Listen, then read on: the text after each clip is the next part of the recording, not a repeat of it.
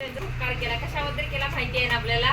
सरांना कालच एक पुरस्कार मिळाला. कालचा फक्त एक झाला, पण ह्याच्या अगोदर सुद्धा सरांना भरपूर असे पुरस्कार मिळालेले आहेत. कारण सरांनी असं कारण एवढं चांगलं कार्य केलेलं आहे आपल्या शाळेसाठी म्हणा, आपल्या विद्यार्थ्यांसाठी किंवा समाजातील इतर घटकांसाठी जे वंचित आहे शिक्षणापासून, सोहळ्यांची किंवा मजुरांची जी मुलं आहेत त्यांच्यासाठी सरांनी भरपूर असं काम केलेलं आहे.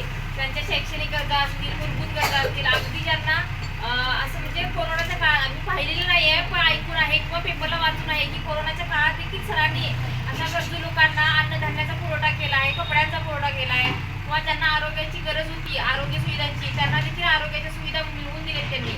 आणि आज आपण बघतोय की आपल्याला रोज नवीन नवीन काहीतरी खाऊ देतात.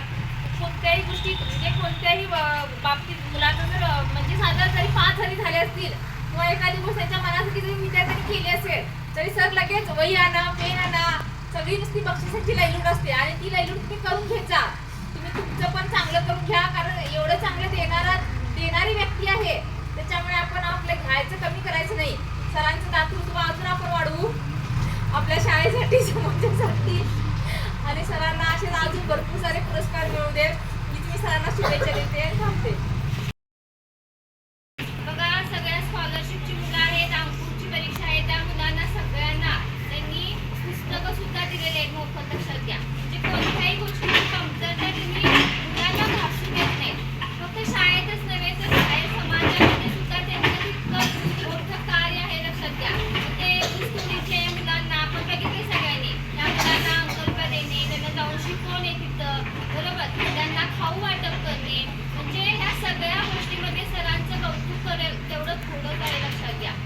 आणि मला तर वाटतं की असे शिक्षक आपल्या या शाळेला लाभलेले आहेत, ते आपल्या शाळेचं भाग्यच आपण म्हटलं पाहिजे. लक्षात घ्या. आणि तुम्ही सुद्धा त्या सरांकडून जेवढं शिकता येईल तेवढं शिकून घ्या. आणि तुम्ही नशीबवान आहात की वरपे सर आपल्या शाळेमध्ये लाभलेले आहेत.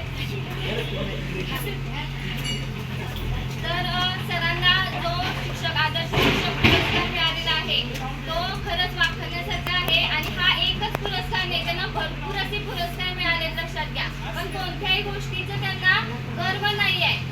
मला हा पुरस्कार मिळाला, मी हे केलं ते केलं, अगदी सगळ्यांच्यात मिळून मिसळून राहतात ते.